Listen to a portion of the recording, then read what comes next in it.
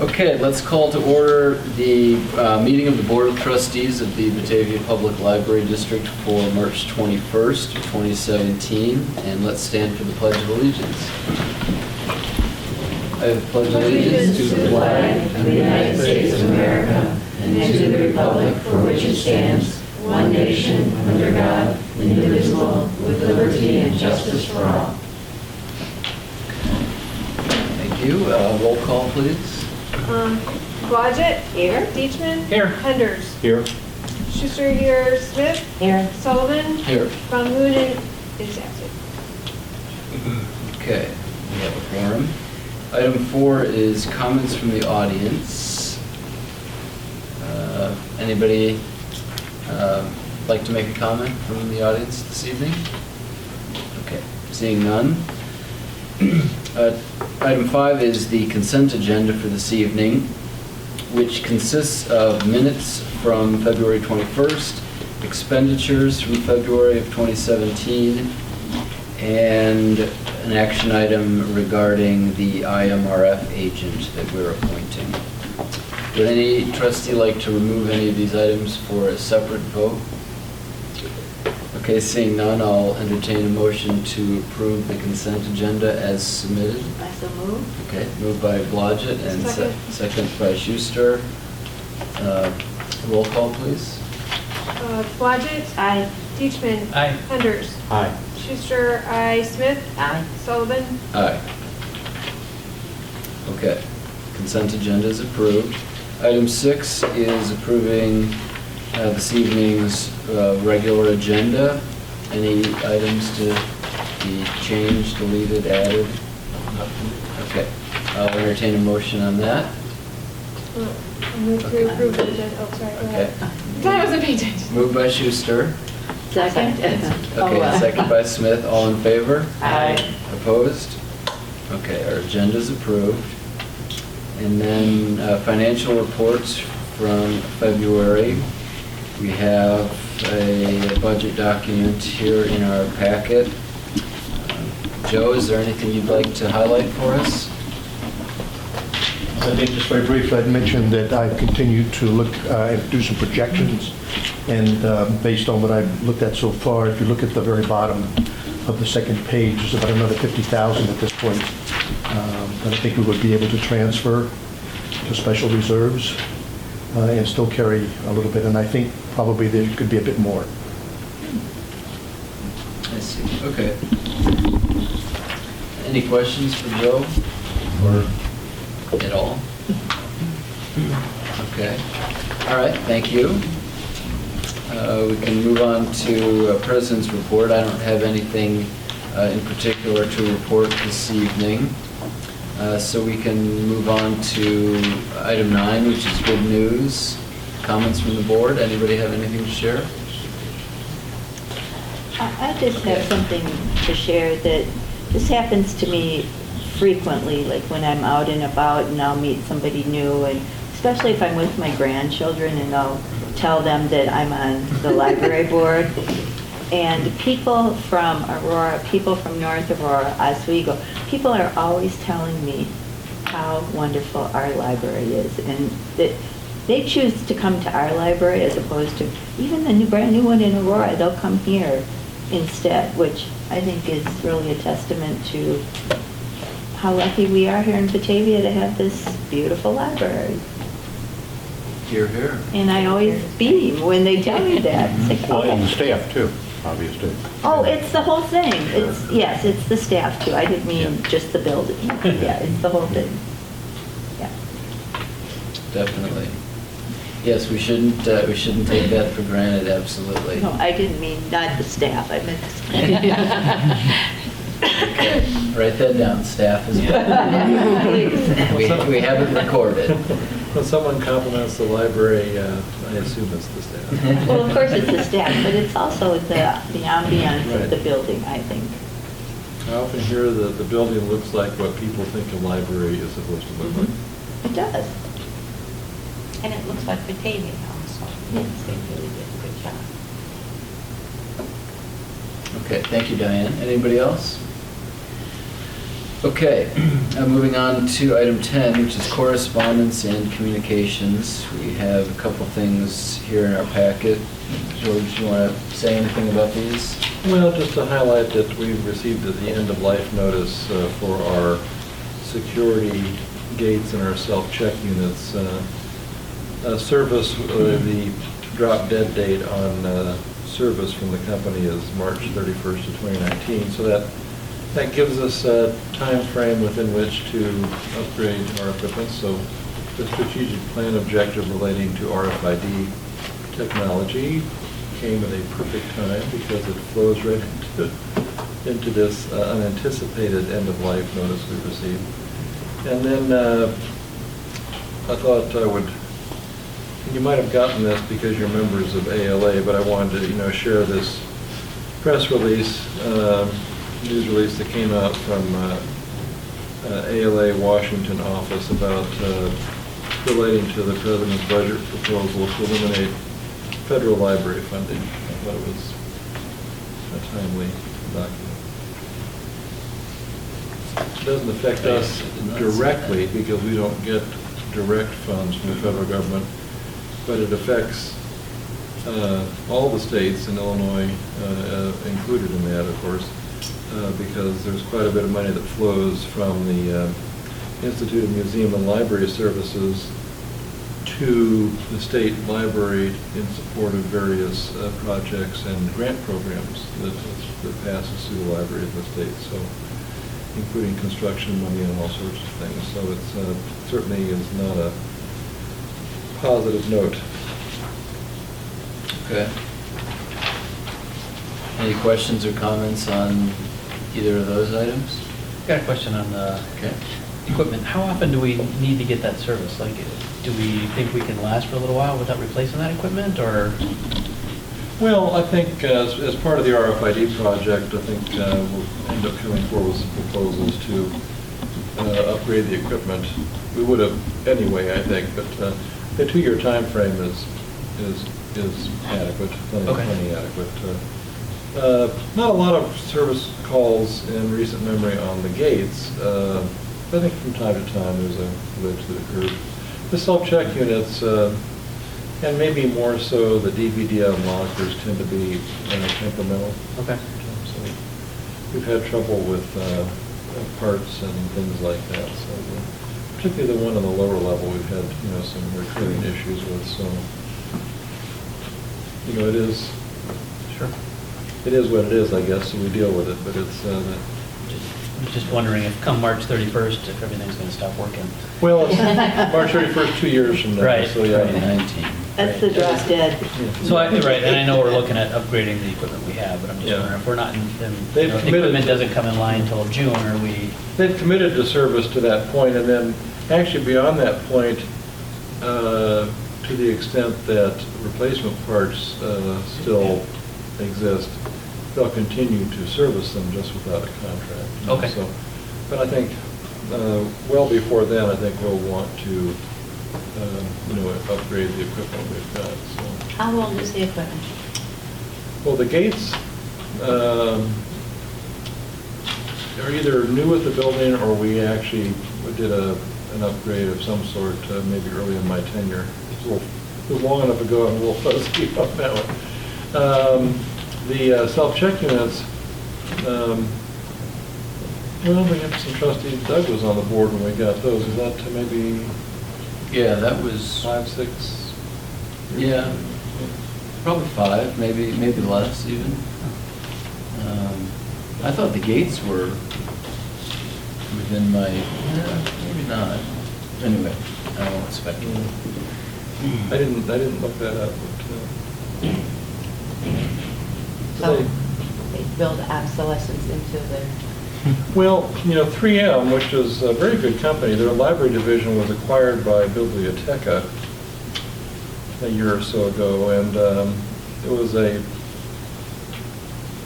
good merger, I think, in many respects, but we have 3M equipment, so I suppose in the end it's not a surprise that Biblioteca is going to start, phasing out the 3M side of the business sooner than they're phasing out the Biblioteca side of the business.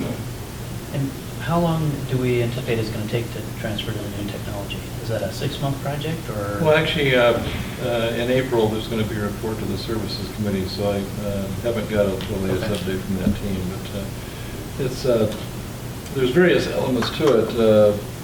One element, of course, is tagging all of the items in our collection. The DVDs are already tagged. That's how we use the unlockers. But we have a couple 100,000 other items to tag. Need volunteers? Well, actually, there'll likely be some of that to facilitate. Different libraries have taken on this kind of project in different ways. And so there's some work involved, obviously. And so that's one element. Second element is having gates and self-check units that are completely compatible. Our gates are not RFID, but I think our self-check units can accommodate that, but they're being phased out, so we need to upgrade them. There's better, the technology has improved a lot in the last 5 to 7 years. So the third element of that is, which involves some renovation and remodeling work, is to take full advantage of the radio frequency ID technology.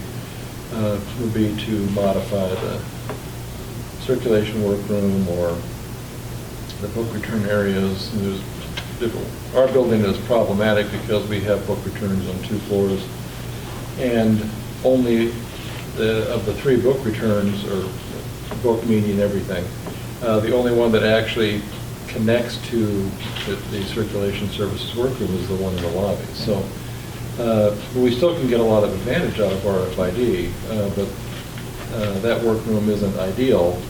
We could probably fit something in there, but it would make more sense to sort of go back to what we saw in the master plan for circulation services and, tweak that, and as we expand that size, create a space to accommodate that. So there's some work yet to be done, and it ties certainly into the capital assets. If there was ever a capital equipment project, this is it. That's not even counting the tags. So. Sure. Okay. Thanks. Okay, anything else on that topic? All right, item 11 is director's report. George has a memo here in our packet. Anything that you'd like to highlight for us from this? Well, I actually put the end of life in there, but we've already talked about that. There's not a lot of new stuff in here. I'll defer to Stacy on the new Lyceum lecture series. So updated different of the strategic plan objectives, but a lot of those are sort of in process. And like I said, RFID is going to be coming forward in April. So that will be an interesting discussion, I think. So nothing, I'm happy to answer questions, but nothing really significant to highlight this one. Okay. Any questions for George on that? Okay. Joanne, hello, welcome. Hello. Well, just a few things to highlight from my report is we finished up Winter Library Club the end of February.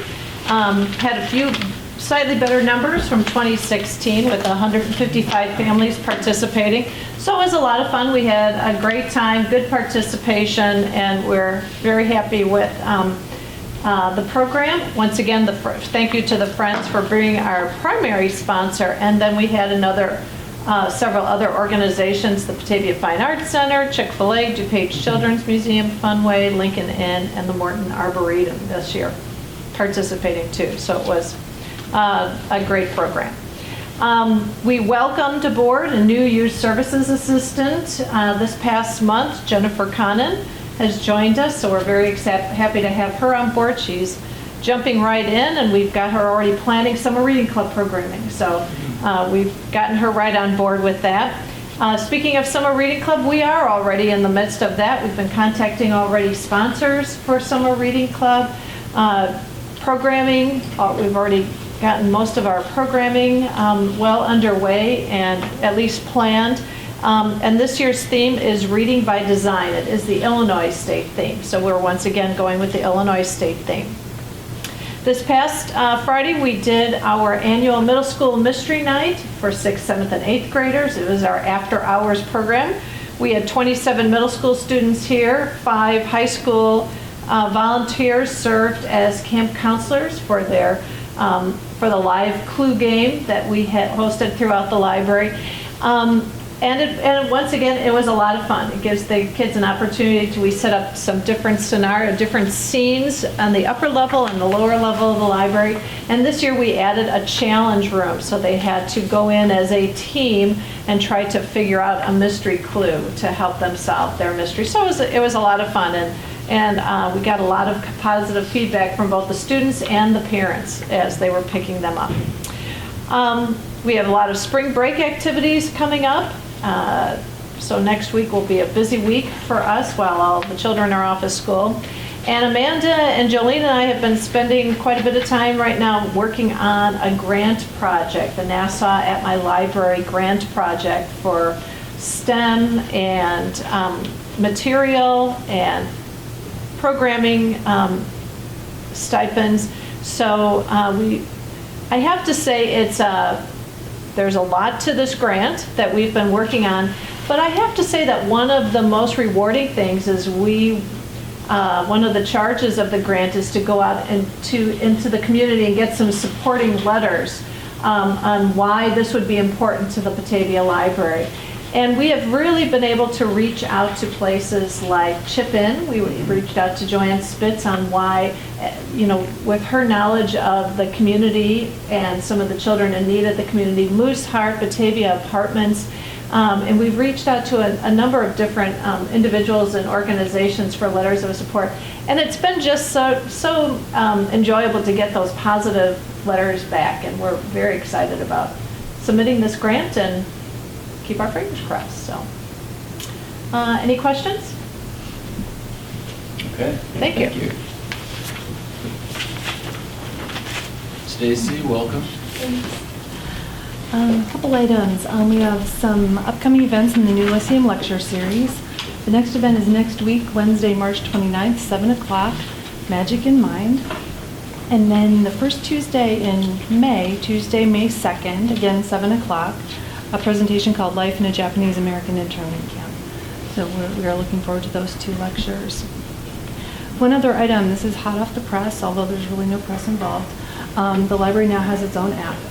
So if you haven't yet downloaded it, I'd be glad if you see me after the meeting, I can show you how this works. It's for Apple or Android devices. It's available wherever you get apps.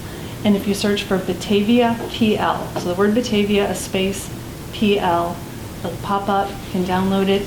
It's pretty slick. You can look at your account of the print materials, the physical materials you have checked out. It also works with eRead Illinois eMedia Library, and will give you quick and easy access to your accounts in those systems. It provides access to some of our online resources, our program calendar, and there's this really neat feature where you can do a shortcut search in the library catalog. So the example on the screen is to search for books by Mark Twain, our little fella out here on the bench. You can type in M-A and a space T-W-A. So just the first few letters of each of the names, and it will immediately begin to populate the screen with results that match. So it's pretty neat. We're very pleased with how quick and responsive it is.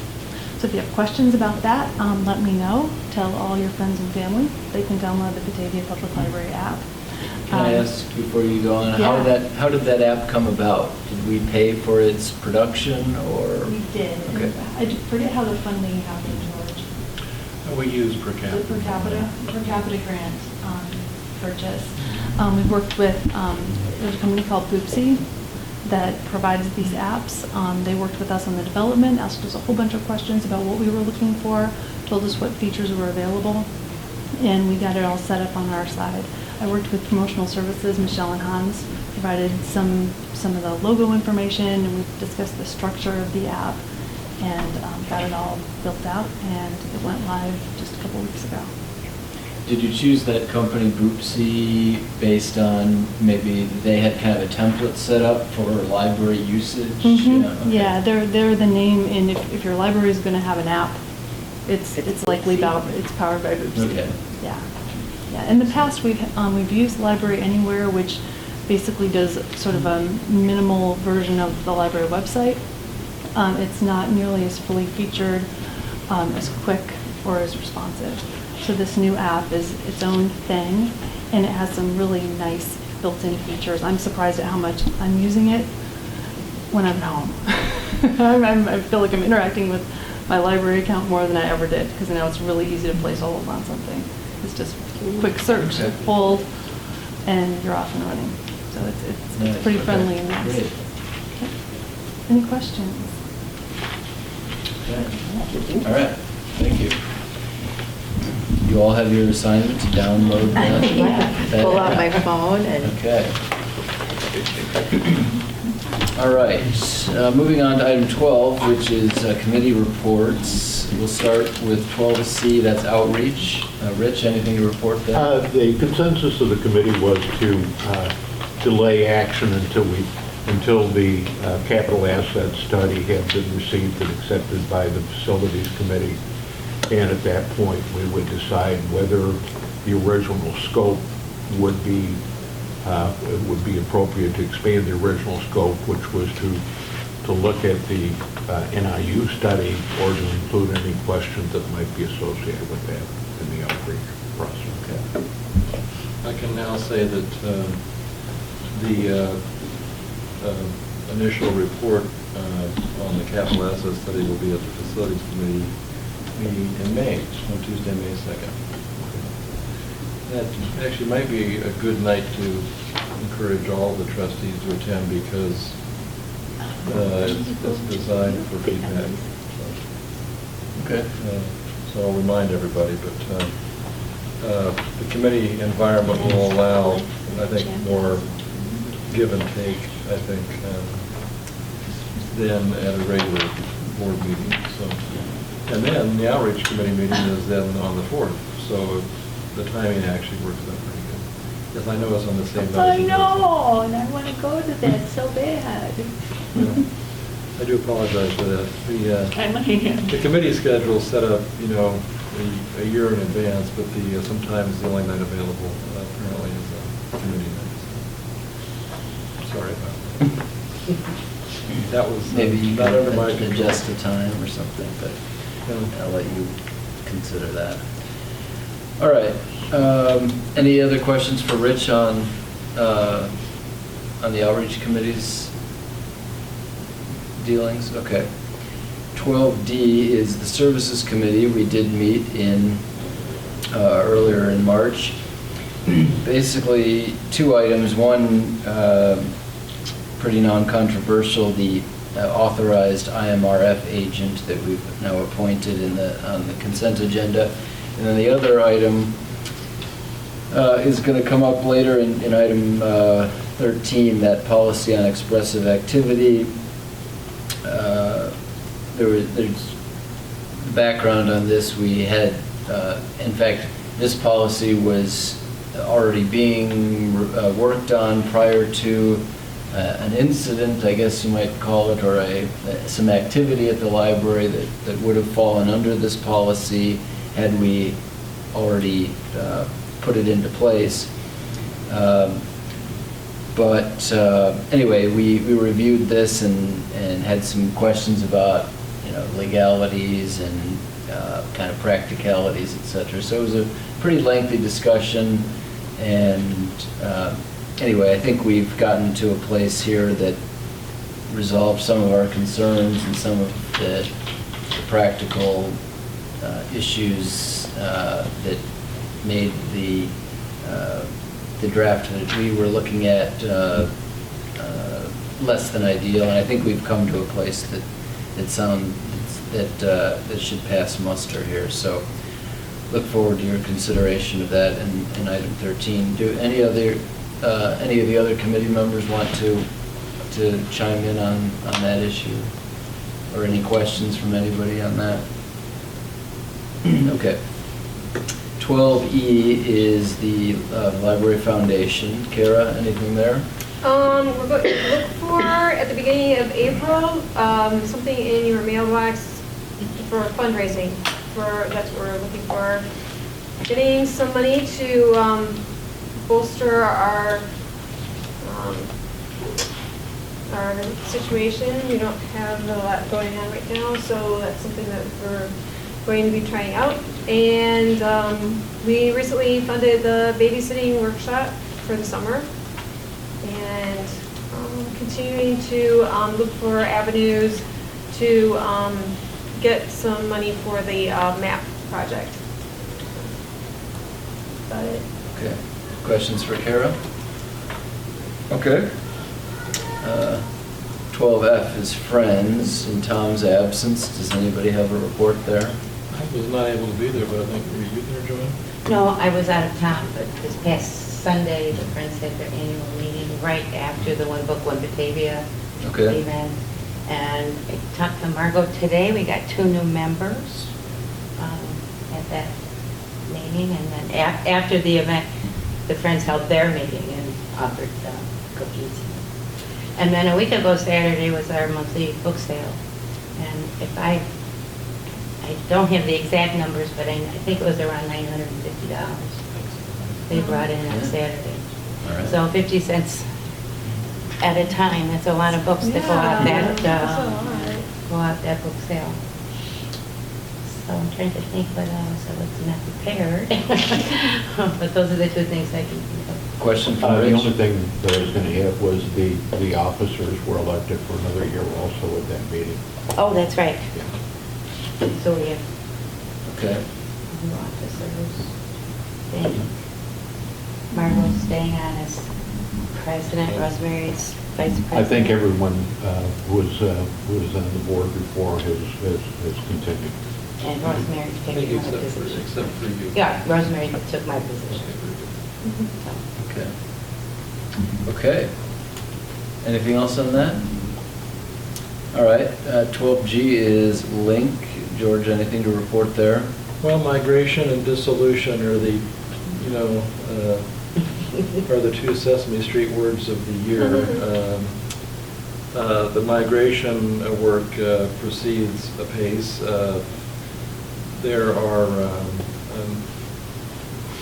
an IT survey went out to all the member libraries from SWAN, and that was returned, and there will be site visits from SWAN to each of the libraries to basically follow up on the IT infrastructure and to ensure that each library is properly positioned for the migration, and in terms of firewalls and servers and all that sort of thing. And we've upgraded all of that in the last a couple of years, so I don't have any particular concerns, but that's one step in the process. SWAN has dubbed the libraries coming from Link and Magic as the new 19 because they like the alliteration of it, and so we're part of the new 19.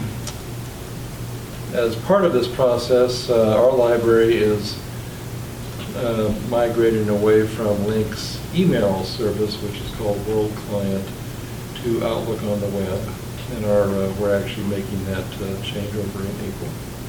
And most of the individual accounts of the library have in fact already been successfully transferred but not made live yet. And that will take place in the next couple of weeks. So that Does that include the Friends account?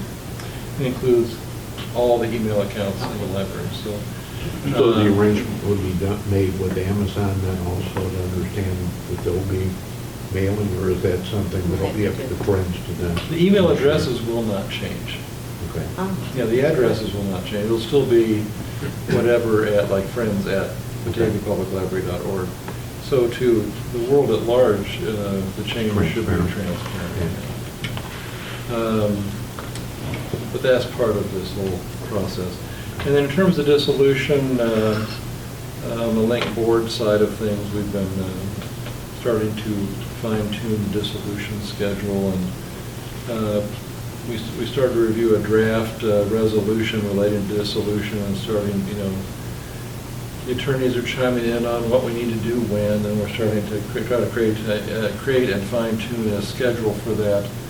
Link as an organization won't cease to exist until after the libraries go live in Swan, but there's, all kinds of little things that have to be dealt with. We have one surviving employee at this point, and she is on IMRF, for example, so that has to be dealt with. There are ways for, all of these things, and so there's just a whole laundry list of things we're looking at, and so each meeting is an adventure unto itself. And in fact, the last meeting a couple weeks ago was so long that we actually ordered in lunch, so over in Bloomingdale. So actually, Bloomingdale provided lunch from Panera, but it was we're getting a lot done, and it's exciting. That there's just a lot of grunt work, and on the staff level, there's a lot of work in different departments, technical services in particular.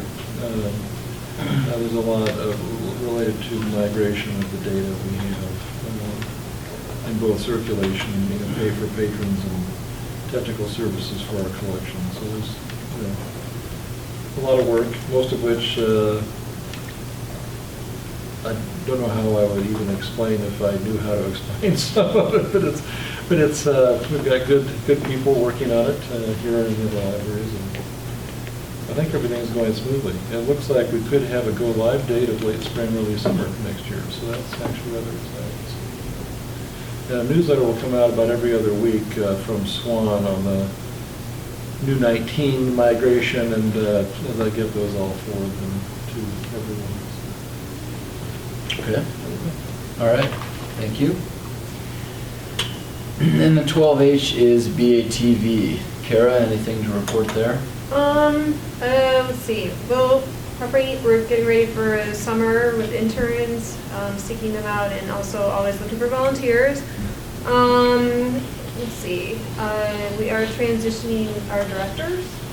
So Jim Dillenberger is retiring, and Jen Friends will be taking his position. Okay. From the board of BATV? Just the operations. Oh, the case. Okay.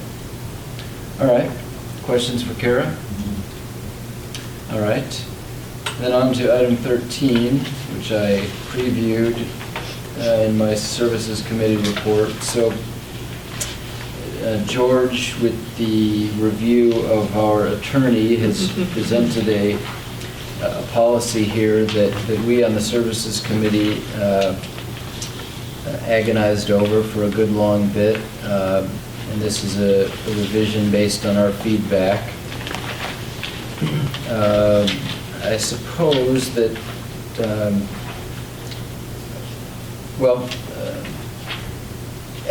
maybe just a couple of thoughts here.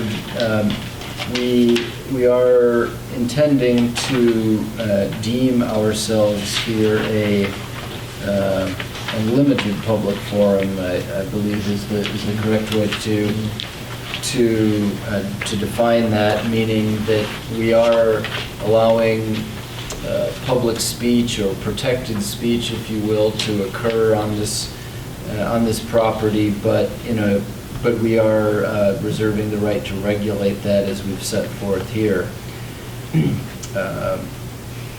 And I think we've also made, just kind of for the matter of public safety and to allow the general public access to our building during its normal business hours, we've geographically limited kind of the activity that we're permitting on our properties. That's defined in this map on the last page, Exhibit A. So, let's see. George, is there anything else worth highlighting? I think that covers it. I think maybe another important element of this is that the regulations are strictly time, place, and manner regulations, which are allowable under First Amendment principles and such, but no restrictions in terms of viewpoint. So we'll not restrict in any manner people's viewpoint. And the only other significant regulation is people must comply with the library's code of conduct, so no harassment, no illegal activities, that sort of thing, which is not apt to happen, but better to be prepared just in case someone will try to take that approach. So basically, really formally opening the property up. I think a lot of our residents, because we're a public library, historically may have assumed that in fact these kind of regulations were already in place. And so I think it's a good day for us to be able to formally recognize this activity. I mean, I have to say, thank you for pulling this together, and I think it's appropriate, especially if math is very helpful. Yes. This is a much better, Yes. Well, it is, and I think it's sensible, because we do want people to be able to come here and not be bombarded with, messages from other people, and be able to still come in here and get what they need.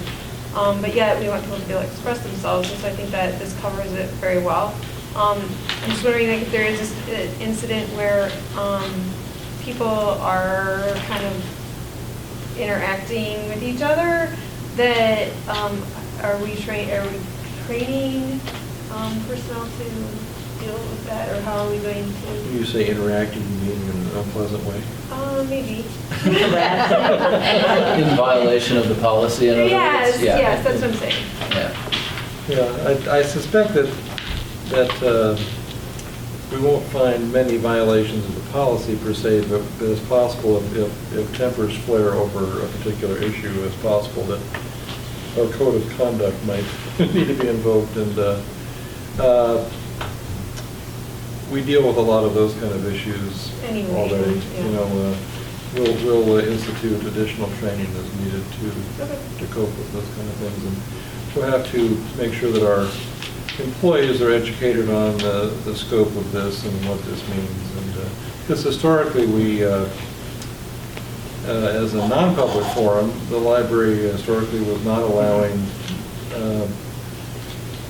surveys and petitions and leaflets and demonstrations on the library property. So we're really, swinging the door open in a way that it hasn't been in the past. And so I think our staff, which is used to the environment, and our patrons to some extent, are used to coming in the building unimpeded. And even when we had the petitioner in December, we had patrons asking us, and the petitioners were respectful and not impeding anybody's access to the building, but we had several patrons that were surprised, that we had allowed that. So I guess it's going to be some education, I think, to make sure everyone knows what we're doing and knows that what we're doing is proper and allowable, and it's just a different era for us.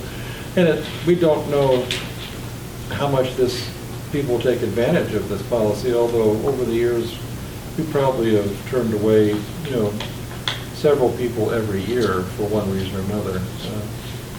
Sometimes for things that we wouldn't allow anyway, private research kind of, studies and things like that. But in terms of handing out leaflets or, getting signatures on petitions, there's a lot of what is under the heading of expressive activity. And I hate air quotes, I don't know why I did that. That we'll be allowing for the first time. So I suspect, especially when it comes time, leading up to midterm elections, I expect there will be some more activity on the, when it comes time for the next consolidated election in 2 years. People will be outside wanting to gather petitions for candidates. So in a way, we've made ourselves even more accessible, which I think is a great positive thing for us to do. But to get back to your original question, I think we want to make sure that our staff and our public is aware of what we're doing and why, and is prepared for that. And just wanted to point out the one caveat to this is that expressive activities do not include commercial speak. So if somebody wants to try and sell a product outside our doors, then that's not allowed. That's right. So, And private fundraising is not allowed, so that's, right.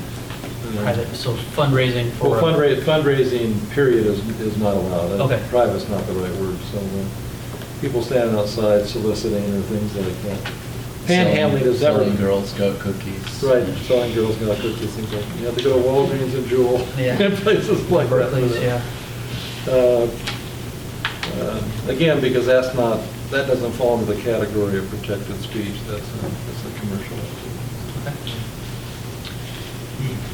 Rich? Just real quick, one of the things that I think is important that people are aware of is point C, 2C, A. Anyway, basically says, The outline format is to quote it, terrific, I know. it says people who plan to engage in expressive activity are encouraged to inform the library director or the person in charge of their intent. And, I think that could, if people tend to do that, they could take care of other problems that might occur at the time in terms of what might be allowed or not allowed, or where it might be allowed and not allowed. Right. Yeah, the committee spent some time discussing that, and it's certainly not mandatory, those, I'm sure there's probably be some reason why someone wouldn't want to tell us what, or tell George what they're up to, but it's more about encouragement to do that, to make sure that that you know what the rules are before you start, and that avoid confrontation later once you get here and start breaking the rules that we've set up. So that's the purpose there. Are we not allowed to require a permit? Is that the, or was it unclear, or? No, typically permitting is typically not allowed in these kind of situations. It's considered to be an impediment in broader situations. For example, given the limited public forum environment, I suppose we could, but I think this is actually reduces the barriers. So this policy still gives us the right to limit the number of people if it's getting out of control outside for safety reasons, and it gives us the authorization to collect information on it in case there's some question as to what is actually happening outside. But in a traditional public forum setting, which is essentially we're establishing, a limited public forum is establishing a public forum where there wasn't one before. Typically, that's the kind of thing that legally, or the courts tend to frown upon, is the whole idea of requiring permitting or other restrictions like that. And we tried to parallel some of the common elements that we found, in other First Amendment cases and things like that, just to ensure that we were not creating a confrontation, that we were in fact allowing the kind of use that we were looking at. Sure. Like I said, it'd be nice if the folks that do want to have an activity outside would come in and at least let you know and get a copy of this policy so they understand what the restrictions and what's allowed. And we'll put it on the website, So- and things like that, and we'll, Somebody said it would just, it would prevent conflicts in the future if somebody just comes out and starts doing what they want to do and not understanding what the restrictions are. By coming in and talking to you first and working through that stuff, it would just make the whole process go easier and be easier for them and easier for us, so. it would be, and I'd say that typically, I think most people have, in the past, we found people out front doing things like this in past years. We've had to go out and talk to them when we didn't allow it at all and explain what our position was and why. Because most folks just think they can do that kind of stuff wherever.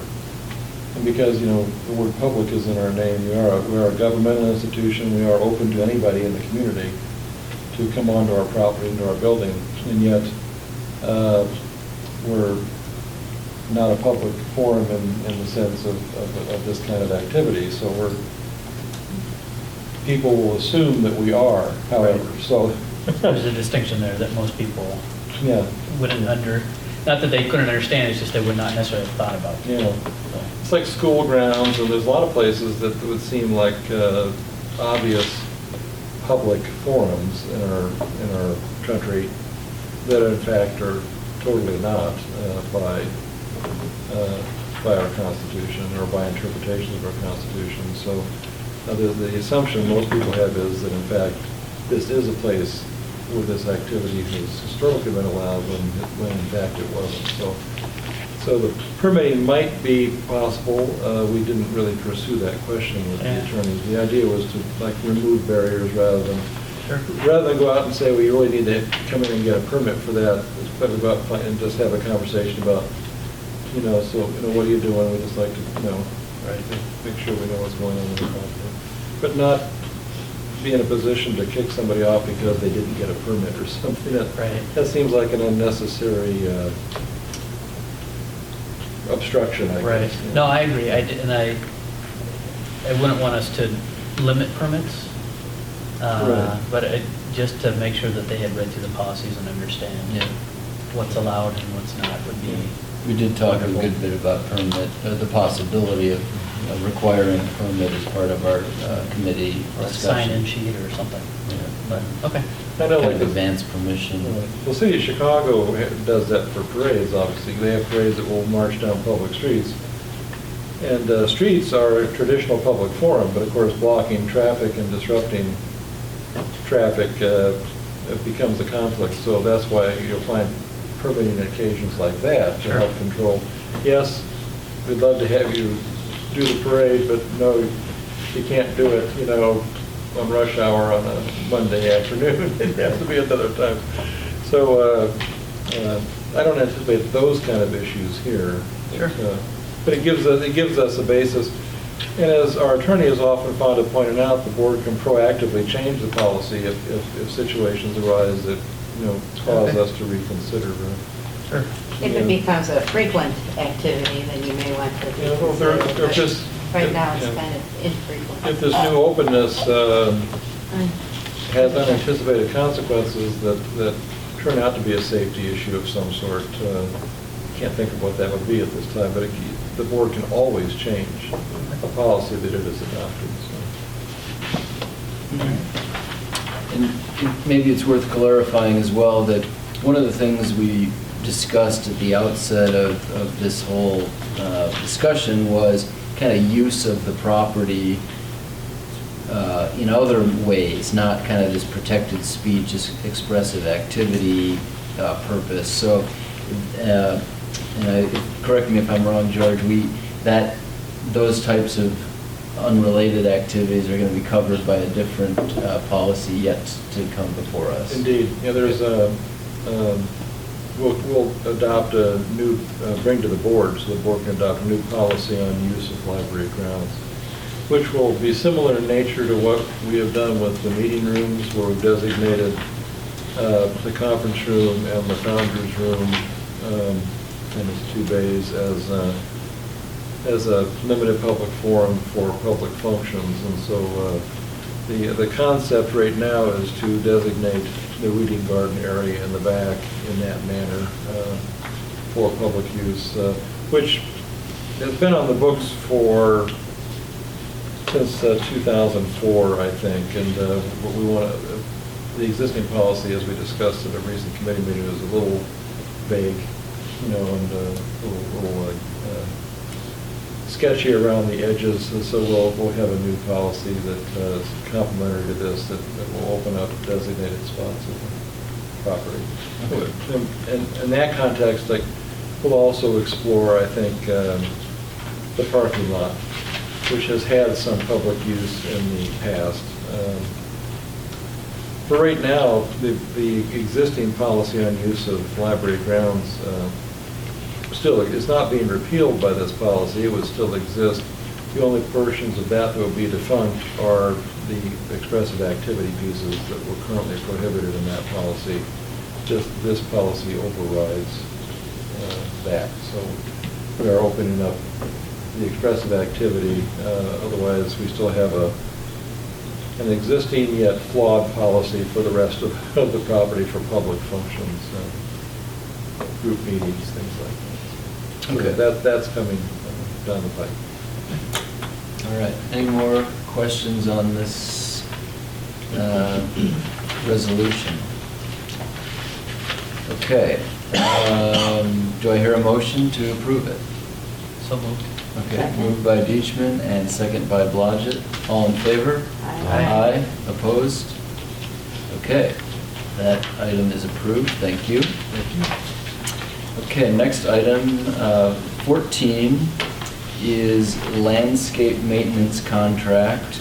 The Facilities Committee has brought this to us. Andrew, do you want to introduce this? Well, item for sure, us? but actually, we punted because we ended up not having a meeting this month, and we want to move forward with this contract. So George and the staff have reached out and put out a request for proposal for this work, and they got a number of responses, and they've reviewed them, which is all kind of summarized here. The recommendation is to continue the agreement we have with Thornapple. They've offered us a 3-year agreement. I don't know what the existing contract value is, George, but this would be $1,060 a month. Yeah. The existing contract was at a similar rate to, we've had Thornapple for several years, and the existing contract on a 1-year rate was similar to the 1-year rate they proposed here, which would be $125 higher a month. So the 3-year proposal will save us $1,000 a season each year for the 3 years, so $3,000 over the 3-year contract. And they're $70 less than the next day. So, and it's probably nice to continue with, or have some continuity there, so. As often happens, we thought we'd end up at the end of this process with an entirely new contractor. And doesn't always work out that way. And sometimes you find you get a better price, but you end up with the same people you've worked with. So, And I assume you're pleased with their performance? well, in general, I think landscape is not unlike snow removal in the respect that you have to look at what people are doing, you know, and follow up and make sure they're doing what we want them to do, and if they're not, we need to help them to fix it. But we've had them for years, you know, so they've done a good job.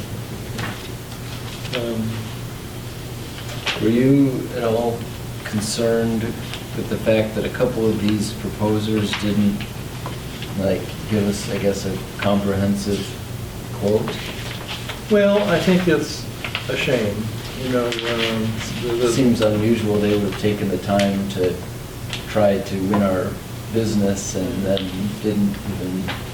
Well, the one that didn't even mention insurance coverage, that's disappointing. That to me is sloppy. You know, it doesn't make any sense why they wouldn't, you know, or why they wouldn't respond to specific questions we raised in the RFQ, like pest management or things like that, insect control.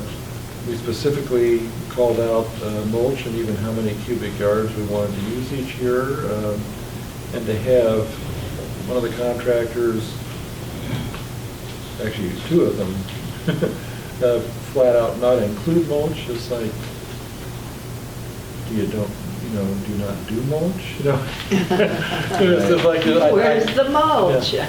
And we took the position that we took the position of accepting the proposals on their face value, because we felt that if we started to drill down in all of them, it would turn into some kind of, you know, a messy negotiation over these, and I felt it tells us something, I think, if a contractor has, I gave you a copy of the document, I think a pretty straightforward, clear-cut document, and just to ignore certain sections of it, to me is a sloppy.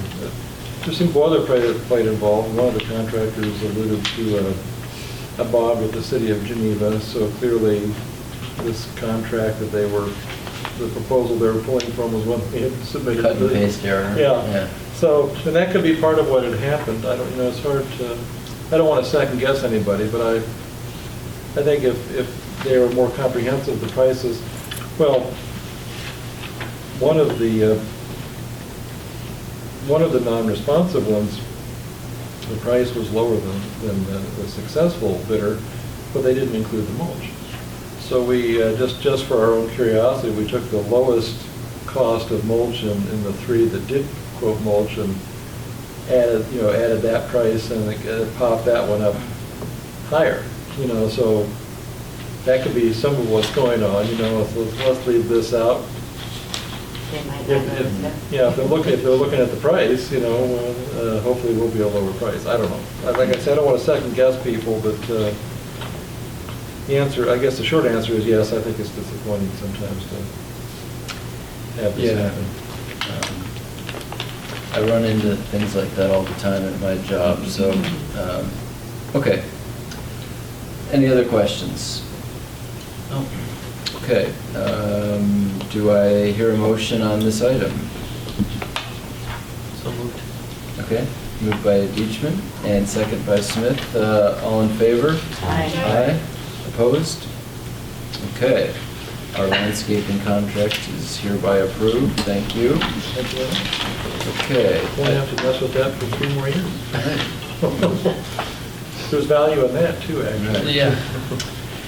Okay, future agenda items, there's a memo in our packet here. Anything you want to highlight necessarily? Well, there are 3 of you on the board that your tenure is rapidly coming to a close way faster than I'd like, but I've enjoyed working with you all. And the April board meeting is, we have March and April are the last 2 full board meetings for 3 of the trustees. So I think that's sort of, highlighted in the future agenda items. So we'll have 2 or 3 completely new trustees, which make an interesting change on the board. And you can see some of the things we're working on. We've got quite a few policy and other issues that we're currently in process that will certainly carry over into the new board as well. Okay, and then item 16 is next meetings and events. I'll just highlight for everybody that Election Day is coming up. You can see that April 4th. And I believe early voting is already underway. So get out there and vote. We have many contested elections. I don't know about many. There are contested elections on the ballot here in Batavia, so everyone should take note of that and vote.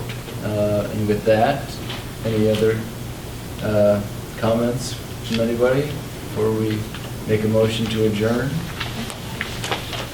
Anybody would like to make that motion? Okay, moved by Blodgett and second by Schuster. All in favor? Aye. Aye, opposed? Okay, we are adjourned. Thank you.